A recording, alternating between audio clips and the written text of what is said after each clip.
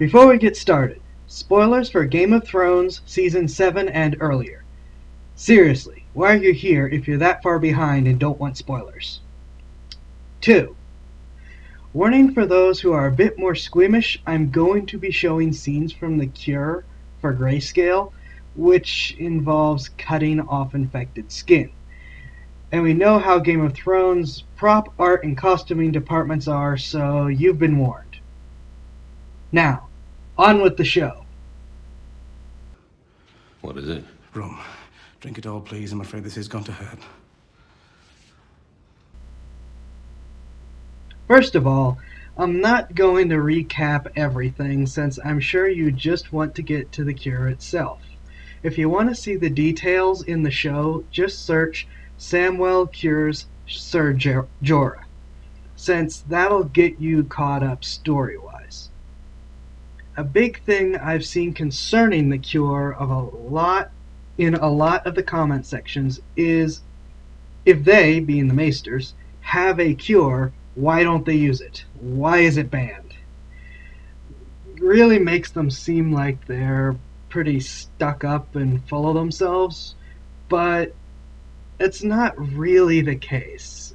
I know that medieval idiocy is another example, but again, it actually makes a lot more sense when you consider the cure and the disease in a bit more detail, which is why we're here. The most basic explanation for the cure itself is to cut off the infected skin, after which you apply a medicinal ointment. It sounds really simple, but, well, I'm making a video about this. Now, this is assuming that this is in fact the final cure for Ser Jorah, not just a temporary fix, that this actually works as explained in the series, which we all know cannot always be trusted. This would mean that the infection is limited to the outer layers of the body at first and doesn't reach further inside until much later in the disease. So, as I said, the problems entail, even with all the best case scenarios, it still has a lot to do with the execution. We're talking about medieval age technology. The Dark Ages weren't as dark as people like to say they were, but there's still a lot of limits. And there's a lot of limits on what they understand and are capable of with hand tools. And this is a procedure where someone is essentially skinned alive, which is normally a painful way to die, and instead you're expected to survive this procedure. So one of the big problems is we're talking about an extremely contagious disease. And this they do know and understand very well. Simple contact and you have it.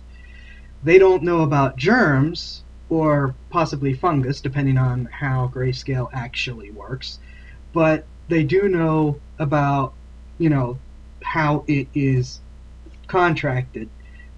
And this is part of the reason why it's banned, is because of its how contagious it is. Not all the details are explicitly explained in the series, but from what we learn about Greyscale, and even the fact that the Archmaester points out that the Maester who created the cure dies of Greyscale, really should be a pretty big clue. We're talking about medieval levels of sterilization, and we really don't know how much, if anything, they actually understand about that.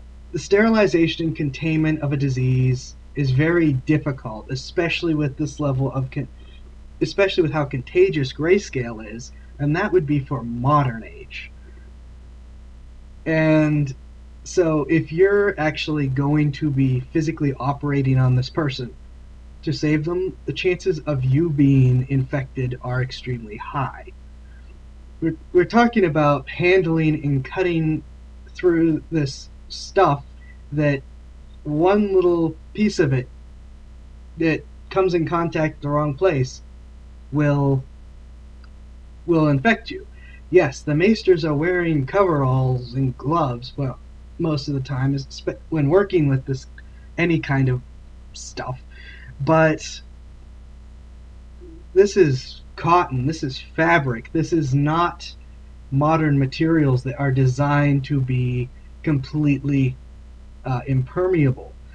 So the chances of stuff getting through are extremely high, meaning, yeah, you're wearing gloves and coveralls and things, but you still could be infected. Plus, then there's the cleanup. We're talking about biological cleanup here. This is extremely messy. So, cleaning yourself, cleaning your patient, cleaning the room, this is extremely difficult even when you have a room pre-prepared, designed for this kind of operation to be performed and then cleaned. And this is definitely not one of those cases. And look at Sam. He's not even wearing any protection for his face. They don't. He's got no type of helmet or mask or anything, which means this is like, I've warned you. Any little bit squirts up and hits him in the face, he's done. So we've covered the inherent problems with just starting and preparing the procedure, but getting through it is where it continues to get worse. We're skinning someone alive. The pain of the procedure compared with the pain of the disease has to be unbearable, which means I give Jorah serious credit for getting through it while keeping quiet and not getting caught. And Sam clearly is going as fast as he can, but he can't rush. You have to be extremely careful to get it right.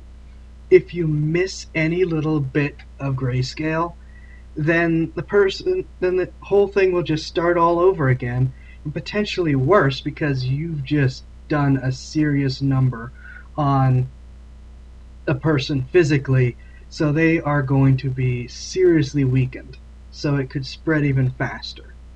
And if you cut too deep in your rush to get through or to make sure you get everything, you can cause some serious injury or mutilation beyond what just the disease is going to do. Of course, if you don't cut deep enough, you can leave infected flesh there.